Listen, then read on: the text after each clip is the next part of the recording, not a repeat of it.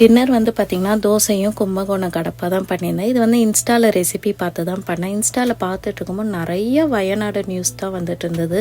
அதுலேருந்து ஒரு true story நான் உங்களுக்கு ஷேர் பண்ணணும்னு நினைக்கிறேன். என்னென்னா, ஒரு பாட்டி வந்து நைட்டில் தூங்கிட்டு இருந்திருக்காங்க. நைட்டில் பார்த்திங்கன்னா திடீர்னு ஒரு சத்தமாக எழுந்து பார்த்தா வீட்டில் யாருமே இல்லை. வீடை சுற்றி தண்ணி தான் இருக்குது. பேத்தி மட்டும் இருந்திருக்காங்க. பேத்தி எப்படியாவது காப்பாற்றணும்னு சொல்லி நீச்சல் அடித்து தடுமாறி காட்டு பக்கம் நடந்து போயிருக்காங்க.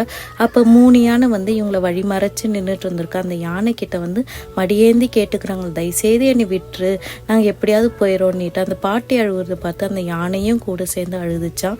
நைட்டெல்லாம் யானை வந்து காவல் தெய்வமாக இவங்களுக்கு இருந்துட்டு அடுத்த நாள் ரெஸ்கியூ டீம் வந்தோடனே அந்த யானையும் காட்டிலேருந்து போயிடுச்சான்.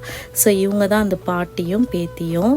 இந்தமாரி ஒவ்வொருத்தவங்களோட ட்ரூ ஸ்டோரியும் இருக்கும்ல, அதெல்லாம் கேட்கும்போது ரொம்ப கஷ்டமாக இருக்குல்ல. இந்த லேண்ட்ஸ்லைடு வீடியோலாம் பார்த்தா பயங்கரமாக இருக்குது. நம்ம விதவிதமாக சமைச்சு சாப்பிட்றோம், அவங்களுக்கு ஒரு வேளை சாப்பாடு யார் தருவா?